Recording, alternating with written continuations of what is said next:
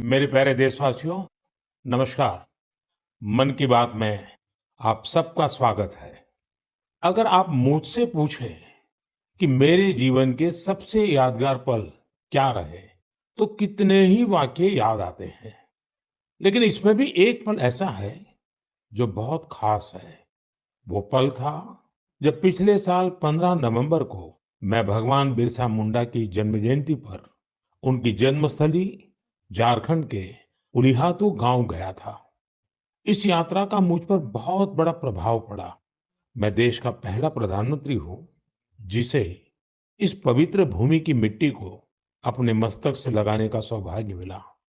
उस क्षण मुझे न सिर्फ स्वतंत्रता संग्राम की शक्ति महसूस हुई, बल्कि इस धरती की शक्ति से जुड़ने का भी अवसर मिला।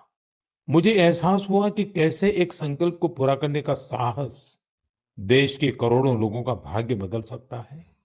साथियों, भारत में हर युग में कुछ चुनौतियां आई और हर युग में ऐसे असाधारण भारतवासी जन्मे जिन्होंने इन चुनौतियों का सामना किया।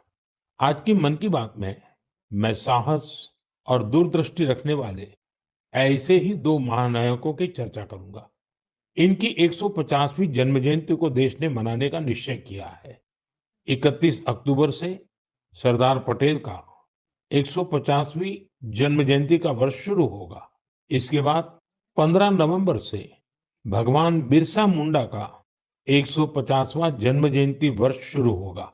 इन दोनों महापुरुष ने अलग-अलग चुनौतियां देखी, लेकिन दोनों का विजन एक था, देश की एकता।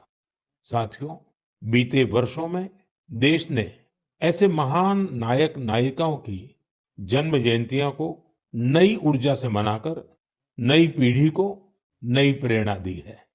आपको याद होगा, जब हमने महात्मा गांधी जी की 150वीं जन्म जयंती मनाई थी, तो कितना कुछ खास हुआ था। न्यूयॉर्क के टाइम्स स्क्वायर से अफ्रीका के छोटे से गांव तक विश्व के लोगों ने भारत के सत्य और अहिंसा के संदेश को समझा, उसे फिर से जाना, उसे जिया। नौजवानों से बुजुर्गों तक, भारतीयों से विदेशियों तक, हर किसी ने गांधी जी के उपदेशों को नए संदर्भ में समझा, नई वैश्विक परिस्थितियों में उन्हें जाना। जब हमने स्वामी विवेकानंद जी की 150वीं जन्म जयंती मनाई, तो देश के नौजवानों ने भारत की आध्यात्मिक और सांस्कृतिक शक्ति को भाषाओं में समझा। इन योजनाओं ने हमें ये एहसास दिलाया कि हमारे महापुरुष अतीत में खो नहीं जाते, बल्कि उनका जीवन हमारे वर्तमान को भविष्य का रास्ता दिखाता है। साथियों, सरकार ने भले इन महान विभूतियों की 150वीं जन्म जयंती को राष्ट्रीय स्तर पर मनाने का निर्णय लिया है, लेकिन आपकी सहभागिता ही इस अभियान में प्राण भरेगी, इसे जीवंत बनाएगी। मैं आप सभी से आग्रह करूंगा कि आप इस अभियान का हिस्सा बने। लौह पुरुष सरदार पटेल से जुड़े अपने विचार और कार्य हैशटैग सरदार 150 के साथ साझा करें और धरती आबा बिरसा मुंडा की प्रेरणाओं को हैशटैग बिरसा मुंडा 150 के साथ दुनिया के सामने लाए। आइए एक साथ मिलकर इस उत्सव को भारत की अनेकता में एकता का उत्सव बनाएं, इसे विरासत से विकास का उत्सव बनाएं। मेरे प्यारे देशवासियों, आपको वो दिन याद जरूर होंगे जब छोटा भीम टीवी पर आना शुरू हुआ था। बच्चे तो इसे कभी भूल नहीं सकते। कितना एक्साइटमेंट था छोटा भीम को लेकर। आपको हैरानी होगी कि आज ढोलकपुर का ढोल सिर्फ भारत में ही नहीं, बल्कि दूसरे देश के बच्चों को भी खूब अट्रैक्ट करता है। इसी तरह हमारे दूसरे एनिमेटेड सीरियल्स कृष्णा, हनुमान, मोटू पतलू के चाहने वाले भी दुनिया भर में हैं।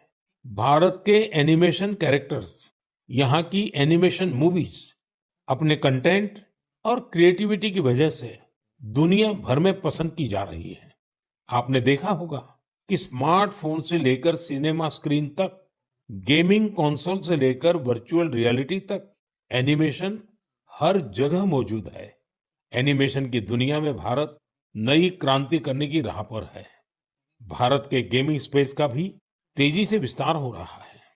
इंडियन गेम्स भी इन दिनों दुनिया भर में पॉपुलर हो रहे हैं।